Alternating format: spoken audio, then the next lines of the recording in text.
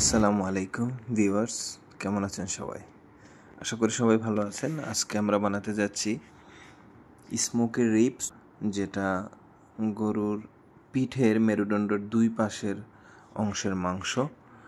তো সেগুলো আজকে অস্ট্রেলিয়ান আমরা কুক করব।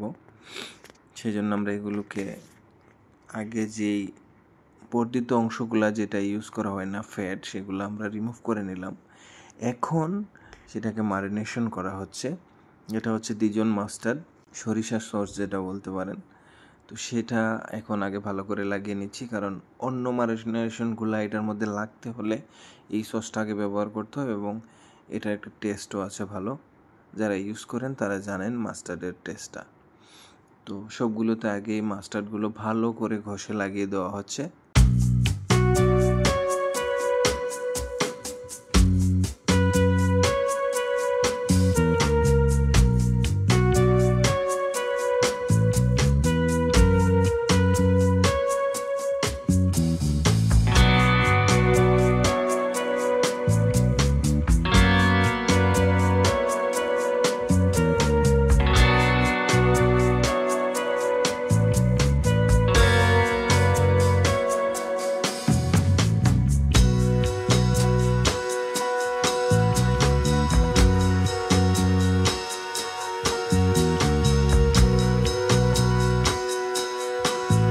মাস্টার্ড লাগানোর পর এখন আমরা দিচ্ছি সি সল্ট, যেটা একটু বড় টাইপের। যদি নর্মাল লবণগুলো দেওয়া হয় তাহলে সমস্যাটা কী হয়, এটা খুব দ্রুত তেলের সাথে পড়ে যায়। আর বড় লবণটা দিলে ধরে থাকে বেশি সময়, এটার ভিতরে লবণটা ঢুকতে পারে, সময় লাগে এটা গলতে, কারণ এটা কুকিং করতে প্রায় 6-7 ঘন্টা সময় লাগে। এটা টেম্পারেচারের উপর নির্ভর করে, কতটুকু টেম্পারেচারে বা কতটুকু মাংস আমরা দিচ্ছি।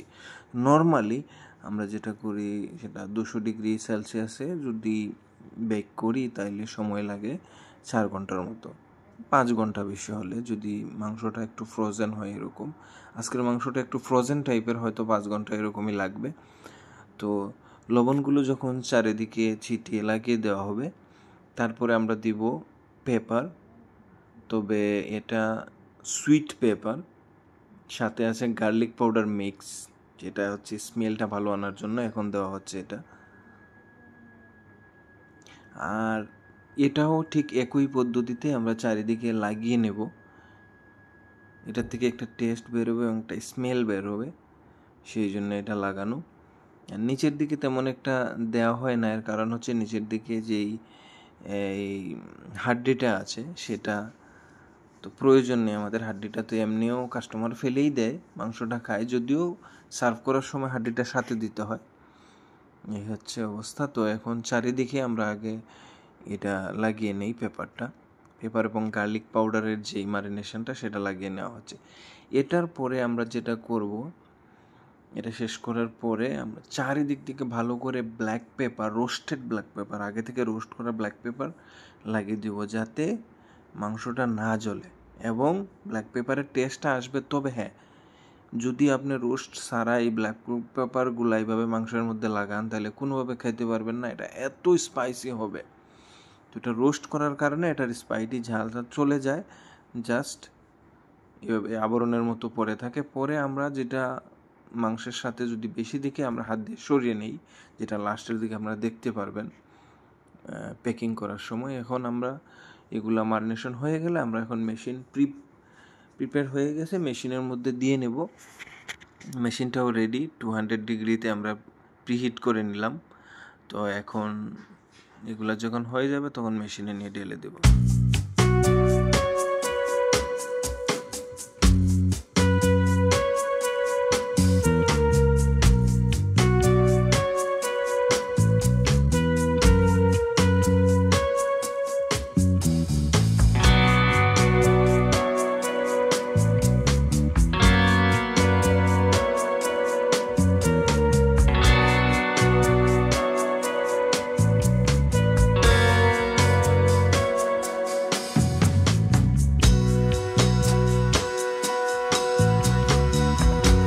এই হচ্ছে মেশিন, বারবিকিউ মেশিন, যেটা স্মোক দেয় এবং হিটও দেয়, সাথে স্মোকটা আসে।